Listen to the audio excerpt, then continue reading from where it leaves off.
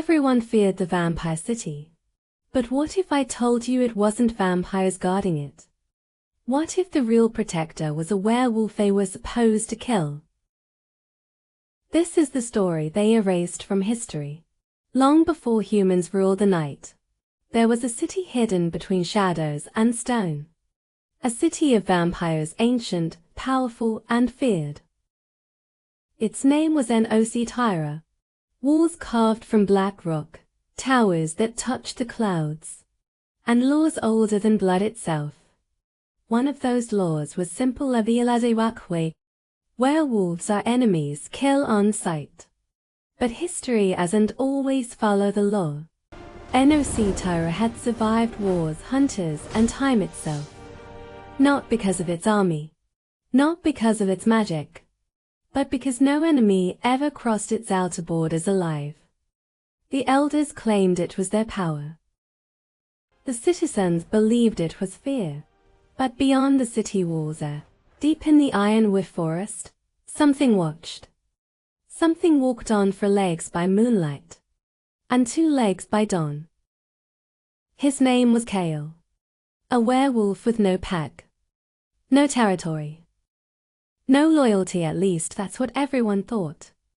Every full moon Kale patrolled the forest around Tyra. He never entered.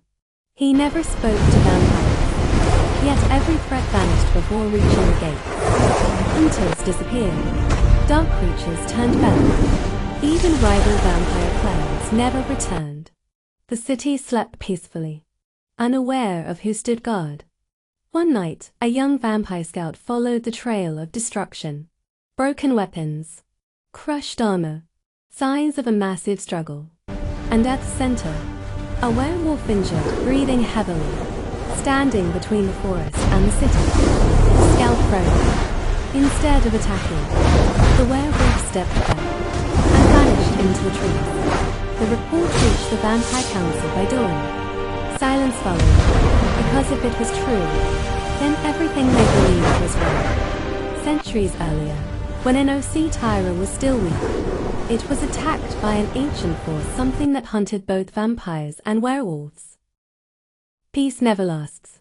A rival vampire faction learned the city's secret weakness. They believed Tyra was unguarded beyond its walls. They planned a silent invasion. No alarms. No warnings.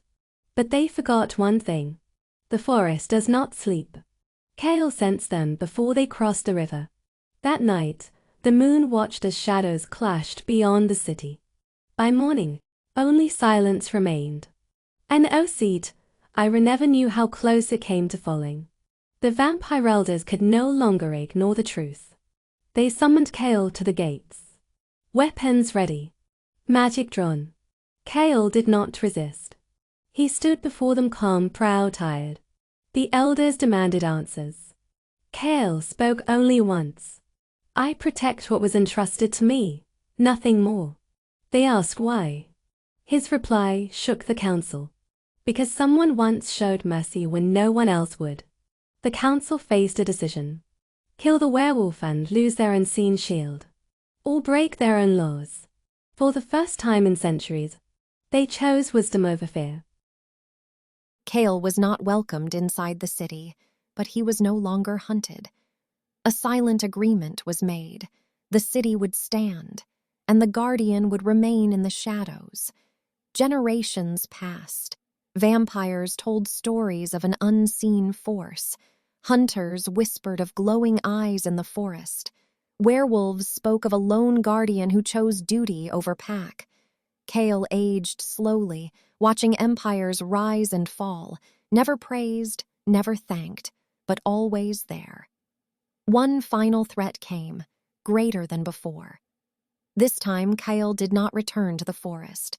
At dawn, the city gates opened, and for the first time, vampires saw the cost of their safety. No enemies crossed the border ever again, and the forest grew quiet. Too quiet. Today, Noctyra still stands, protected not by walls, not by magic, but by a story they once tried to erase. The werewolf who protected a vampire city. Some heroes are never meant to be seen.